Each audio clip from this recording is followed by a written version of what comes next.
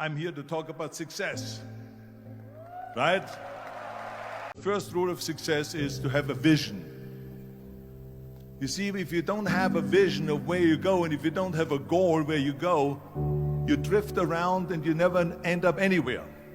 It's like you can have the best ship in the world, you can have the best airplane in the world. If the pilot or the captain doesn't know where to go, it would just drift around. It would not end up anywhere, or most likely in the wrong place. So I was very fortunate that I stumbled onto my vision.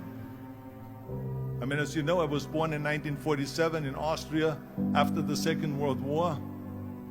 And I didn't really like Austria when I grew up. I couldn't wait to get out of there. I couldn't see myself becoming a farmer or a worker in a factory or anything like that. Even though my parents wanted me to stay there and have a normal life. My father wanted me to become a police officer like he was. My mother wanted me just to stay there and marry a girl with the name of Heidi, hopefully, and have a bunch of kids and run around like the Van Trapp family in The Sound of Music. But that was their vision, not mine. My vision was totally different. I felt that I was born for something special, for something unique, for something big. You know how great it felt that I knew where I was going? Imagine the majority of people don't know where they're going. When you have a goal, when you have a vision, everything becomes easy. Because remember that in America, for instance, when you study, you will see the percentage of people that like their jobs. 74% hate their job in America. Now, there is not much different when you come to Europe. The majority of people don't like what they're doing because they're really not doing it because they didn't have a goal and they followed this goal. They just aimlessly drift around, and then all of a sudden there's a job opening, so they get that job because you have to work. But then when you work, it's a chore. It's work. It's not fun. So if you think about, only a quarter of the people really enjoy what they're doing in life. That is unbelievable if you think about it. So I felt so blessed that I knew what I was doing.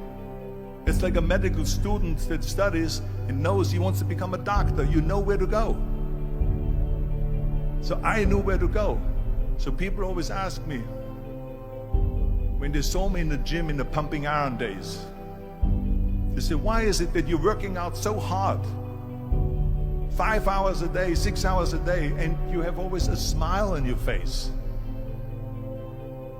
The others are working out just as hard as you do, and they look sour in the face. Why is that? And I told people all the time, I said, because to me, I'm shooting for a goal. In front of me is the Mr. Universe title.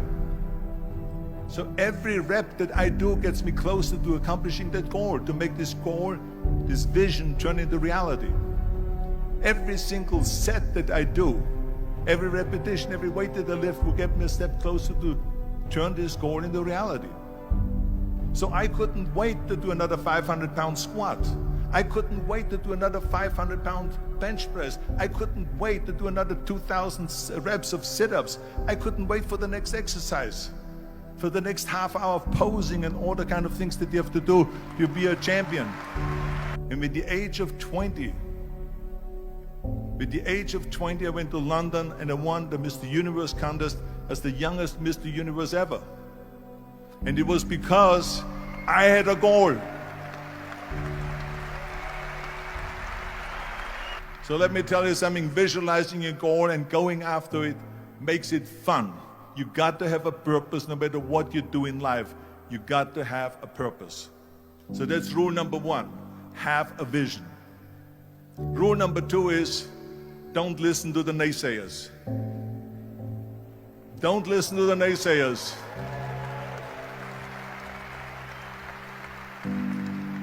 Everything I ever did, the thing that I heard out of people's mouth was, that's impossible. That can't be done. Or no. So whenever someone said to me, it can't be done, I heard, it can be done. When they said no, I heard yes. And when they said it's impossible, I heard it is possible. I'm a strong believer of what Nelson Mandela said, that everything is always impossible until someone does it. Well, I'm going to be the one, I said to myself, I'm going to do it and I'm going to show it to them. Maybe it has never been done before. That's perfectly fine with me. But I'm going to do it. And I did not listen to the naysayers.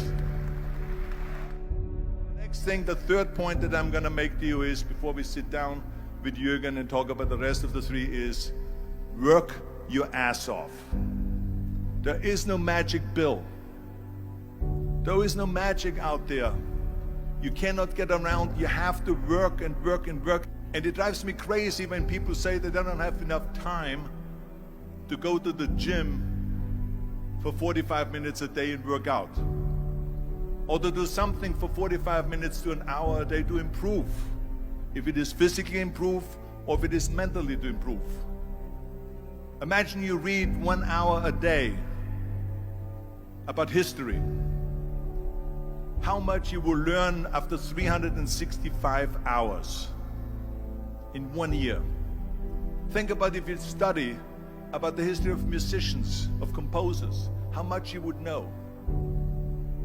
Imagine if you would work on a business, on some business that you want to develop every day for an hour. Imagine how further along you will go and get. So it drives me nuts because when people say we don't have the time, we have 24 hours a day. We sleep 6 hours a day, so that gives you still 18 hours. So there's someone shaking their head out here in front. They say probably, I don't sleep 6 hours, I sleep 8 hours, right? Or just sleep faster.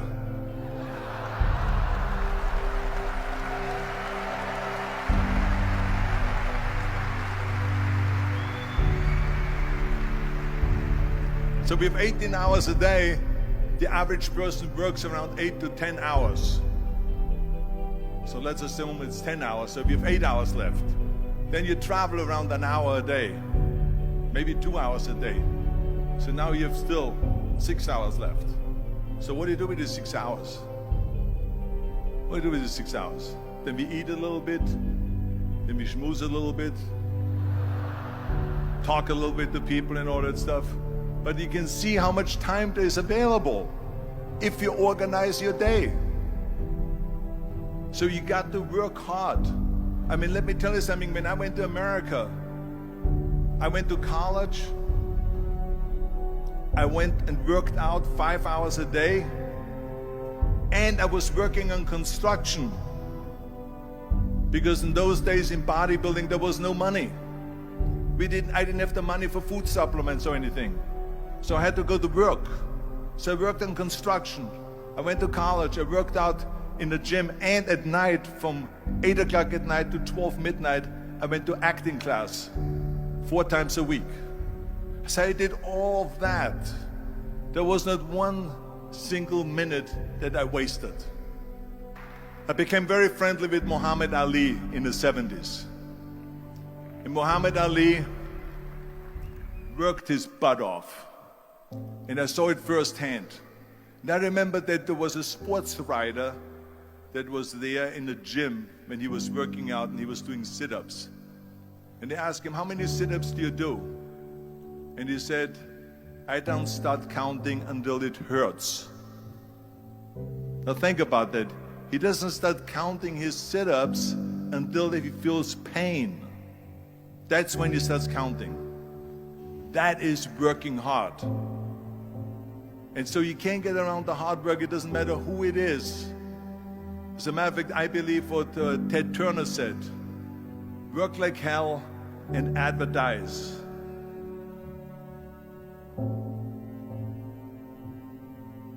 You get it? Work like hell, go to bed, and early to rise. Work like hell and advertise. So you work your ass off, and then you let the world know about your work. That's what it is all about. Let people know. If you have a company, if you have a movie, if you do a sports, work your ass off, but then advertise and let everyone know. I hate plan B. And I tell you why. Because we have so many doubters, as I've said earlier, the no-sayers. We have so many of those people that say no, and you can't do it, it's impossible.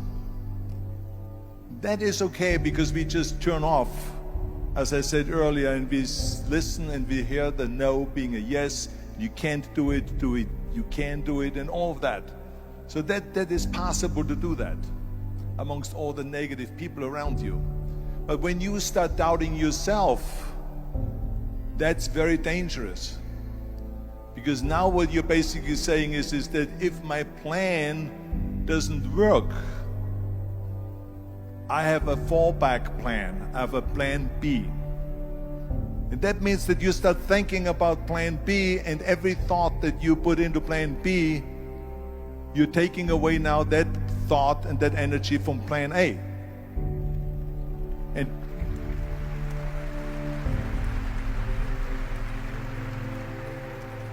And it's very important to understand that we function better if there is no safety net, because plan B becomes a safety net. It says that if I fail, then I fall and I get picked up and I have something else there that will protect me.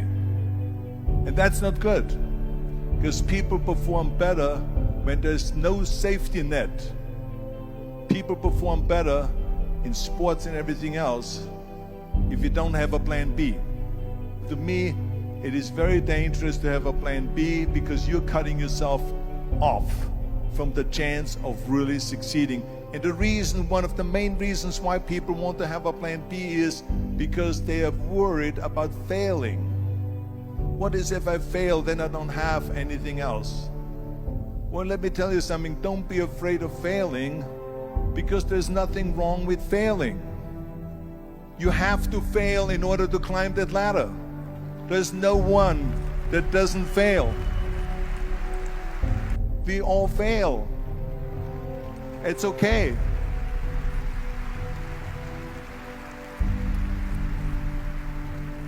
What is not okay is that when you fail, you stay down. Whoever stays down is a loser. And winners will fail and get up, fail and get up, fail and get up. You always get up. That is a winner.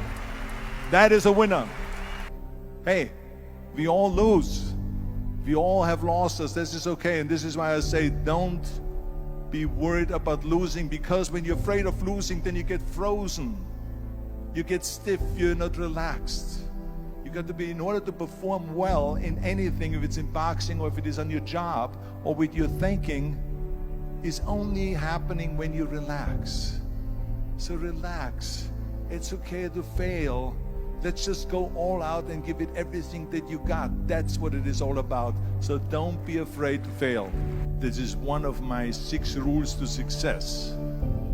You can only feel complete as a person if you think about what can you do for your fellow member around you that maybe needs help. I felt like that. Everyone has a different motivation why you get into that. I was an immigrant going to America, and I saw how America was the most generous country in the world. I mean, they opened up their arms to me, they helped me, they invited me for Thanksgiving dinner. The people, they brought me, the bodybuilders in the gym brought me plates to my apartment because I had no plates, I had no silverware, I had no bedware, I had no pillows, I had no blanket, I had no TV, I had no radio, I had nothing. They brought it to my apartment. They helped me. And I saw that firsthand, this generosity in America.